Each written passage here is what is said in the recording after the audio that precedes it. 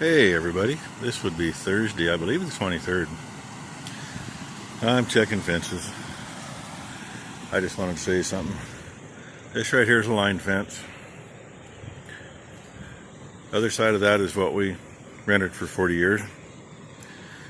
This part's part of their government program. That was 3 acres of lush grass. Had a little soft spot over in one corner. There's a drainage about 30 feet from me here that comes in from that way, comes in from the neighbors and comes in at the corner.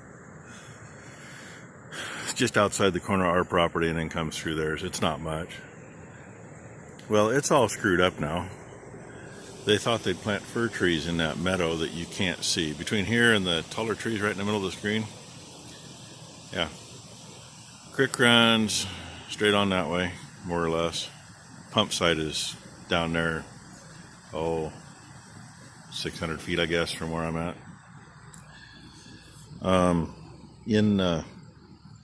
Probably in the 20s, maybe in the 30s. There was a lot of moving of creeks and drainages. And the family that, well, their descendants have it now, but the family that had it, the old creek went, now let's see, right in the middle of the screen, that's what you can see of the dike. They ended up diking it there. And then they filled part of it in.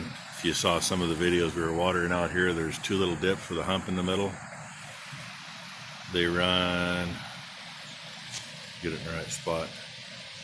I can't get it there. Just about dead center in the screen. It runs right over to the base of the hill over there, and then it followed the base of the hill down and comes into our property, where we've got the old creek bed in there that still is an open drainage. And this, they ran it more or less down the property line. In reality, they didn't run it down the property line. And this is one of my pet peeves about the government program. There's a minimum 5 feet on the other side of the creek that we cannot access to use.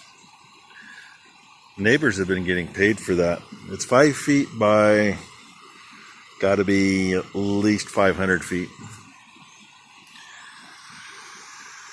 They've gotten paid rent on that from the government for 20 years. We haven't been able to access it for 20 years. 20 years prior to that,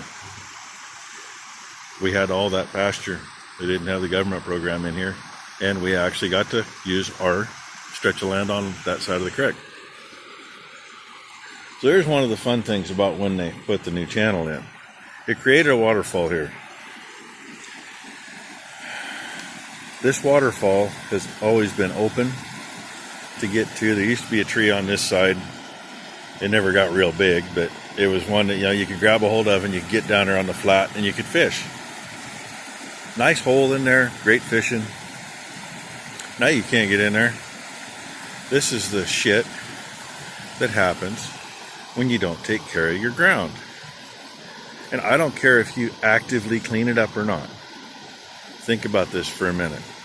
A house that no one's living in, it starts to fall apart. If somebody's living in it, even though they don't do any maintenance on it, it lasts longer. Same thing with an old barn. They'll stand for a long time and be in good shape. Same thing goes for any field. I don't care if you got crops in it or you don't, or a pasture, whether you're using it or not. If you do use it, it stays cleaned up better.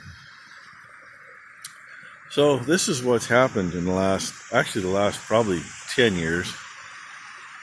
There's 1, 2, 3, 4, 5, 6 trees wedged in here. And before they made it down here, I actually had permission from the government to go in there with the track hoe and try to get those out of the creek. Problem with that is how to access it, because they've got all their plants over there, and I was to be able to do it without damaging any of their plants. Their plants are planted about 6 feet apart both directions. How the hell do you get a track hoe that's 8 feet wide through that without damaging something? And we had the same issue down at the pump site. Every time we'd clear plants out so that we could get to the pump site, the next time they came through and they did their survey to count plants, they'd find that there was a bare spot, so they'd plant 50 more plants in that little tiny area. The one year we went to get the pump back out, and they planted some bigger stuff in there. Couldn't get in to get the pump.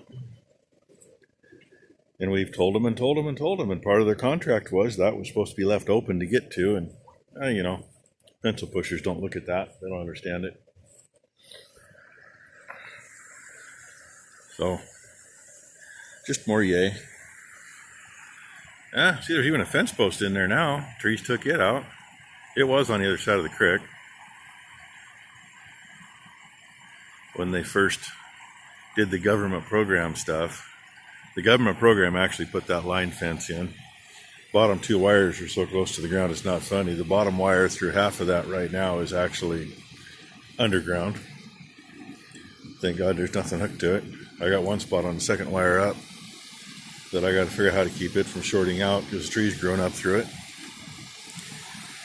But their big idea, so our cows wouldn't climb down here, which they never did anyway, was to put a fence post over there. And this actually ended up getting power off that fence. They even put a $50 power switch. Might be able to see what's left of it. That black spot on the post.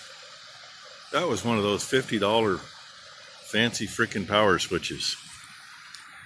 And so there was 2 wires ran across, and then across the creek, the bottom wire had chain like you would hang the little S-shaped hook chain, the really fine stuff, like you'd hang a picture or something with maybe. It had those dangling down to just above the water.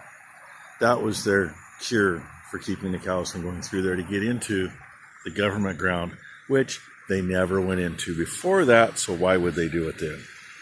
Because we never had trouble with them crossing from this side to that side. Our end post was actually a little closer to the creek than this one. And we had a steel post anchored in the bank and just a single hot wire on an angle. Cows never messed with it. There was no reason because they get here, well, where are they going to go? That's a good step down right there. They're not going to close through the wire for that. There ain't room for them to do it. But, waste some money. It's kind of like those 2 wires right there that go right into the creek. Unfortunately, they're on my property. Unfortunately, those are property of the federal government, not mine. So really, legally, I can't remove it. It's not mine. Unlike some of these outfits that go through and buy up farms and bust all the tile that was put in the 30s by the federal government and then flood out the next 1,000 acres above them. That's always nice too. Anyway, that's my rant for the moment. Just think of the consequences of some of these government programs. And we're assuming that's actually what they're going to do with the rest of the place. There's another new program out that I think because of COVID-19 hasn't been fully implemented yet. Therefore, they're sitting there, and I hope that it don't happen this year. I hope that they don't get a dime for that this year. Serve them right. The one in charge of stuff or the one who isn't blood related to the family that had it, he married into it. He's a sneaky person. I've known him my whole life. He worked for my dad when he was a kid. Dad grew up with his older brothers. He's just become a... So, anyway, this is what you get. There were trees in here and there was a little bit of brush, but only 20, 30 feet right here. The rest of it was beautiful pasture. And here's your brilliance. See the bottom wire? Now you don't. It's at least 6 or 8 inches in the ground through here. Government specs. Top wires to be so high. Well, it's not even that high. It doesn't even make it up to my belly button here. It barely makes it up to my top of my pants. Yet farther back, it makes it up almost to my shoulder. Now, I don't understand. I wasn't taught to care for the ground that way. I was taught to try to keep the weeds away. Granted, some are beneficial, so you let them go, but you know, we didn't worry about wiping this stuff out. Let it grow. It ain't hurting nothing. It's holding the bank. Instead, they planted 3 acres of mostly dug fir trees, and since it's not actually being used, the whole thing's actually a swamp now. I talked to one of the government people that walked through there about 3 years ago, and they come out and they were soaked up to their knees, and I gave them a bad time because all the grass was knocked down. It shouldn't have been that way. And, oh no, you can barely walk through any of it. Yeah. So anyway, I am in the very back corner of our place, directly south of the house in the barns. This little strip through here's never really grown a lot. Can't get back here with the sprayer to do much. There's the hayfield. And I'll just keep walking with you. What the heck, 11 minutes already. This looks like it needed some urea salt, a little urea for the plant, a little salt to get rid of some of the moss. But things have grown up at the other end, so I can't get through with the buggy without taking the fence out over here. It's one of the things we're going to take care of. We still got a lot of fence to redo. Most of it's 50 or 60 years old. Yeah, good share's probably 40 years old. Yeah, there's more of your meadow. And if you notice, there's not a lot of dug fir trees in there because they don't like wet feet. That one right there, it's on the edge of it. It's okay. All its roots come up here where it's drier. It's also the one the fence is laying against. That's why there's an insulator there. Hopefully it stays there. It's just hooked to the wire. It's one of those cheap junkies that they put on there. And there's the mess back here. The actual corner is dead center of the screen where that chunk of limbs laying. But it wiped out a couple posts, and we just temporaried around it 2 years ago now, I guess. Last year we came up and redid, and I tried to get that off with a tractor, but I can't move it. So, and I didn't have a saw that was running, didn't have a saw with me. So anywho, I guess that's that part. I'm going to show you something else here in a little bit. This part's for Prairie Sunset Ranch. I think he's the one that asked about it. Right there. Gallagher Fault Finder, G50905.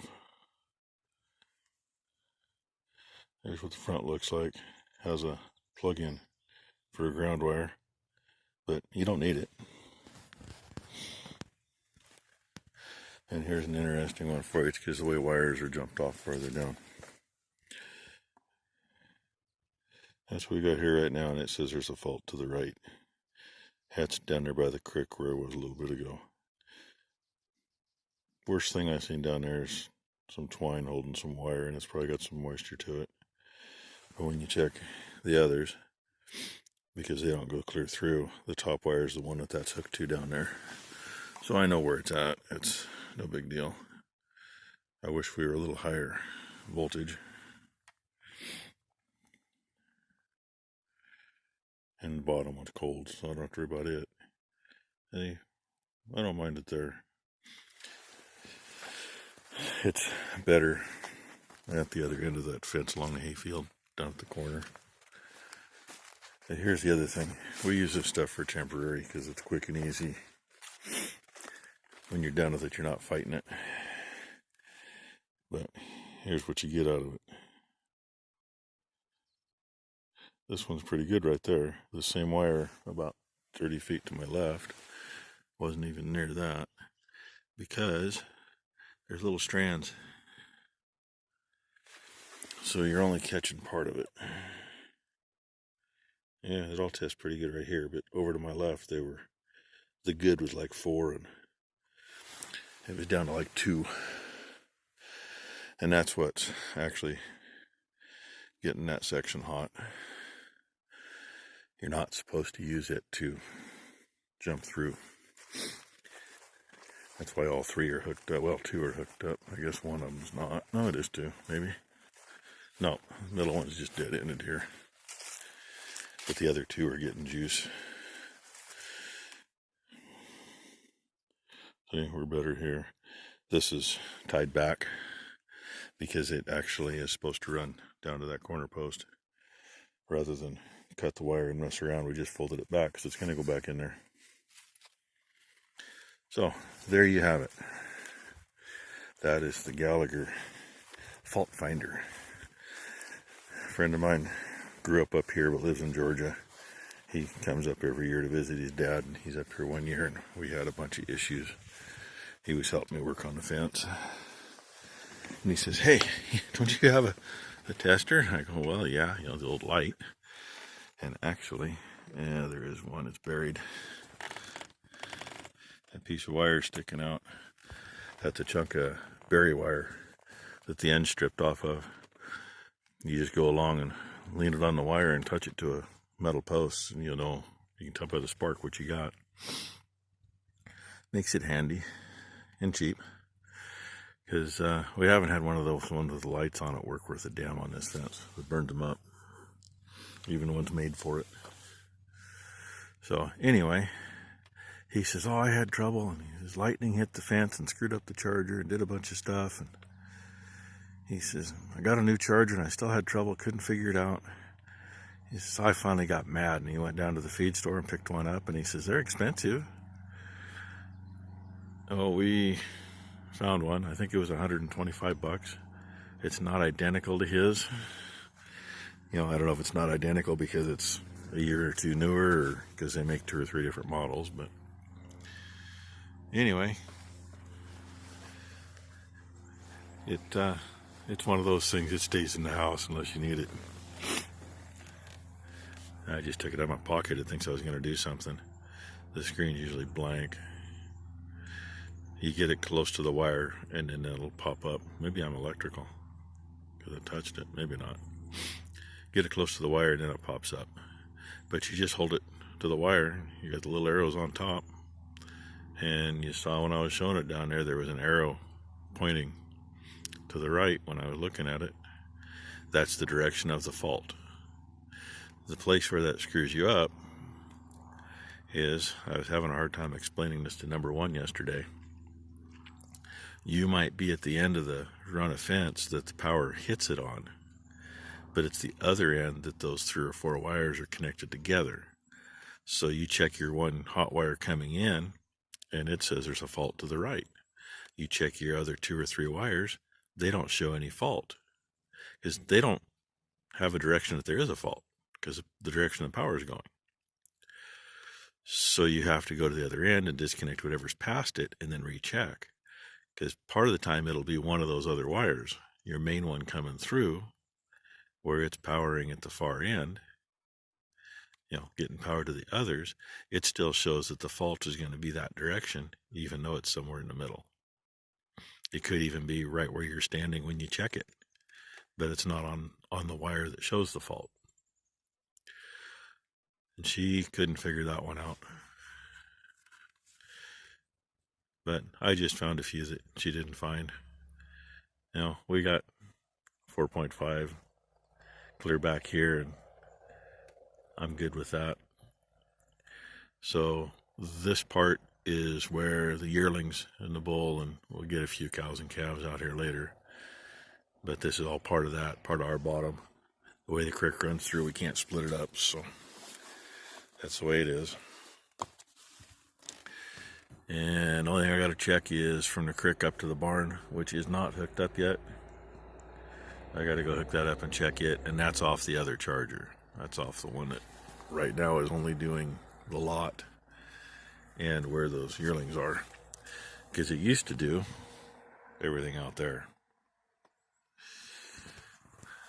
So I guess that's enough.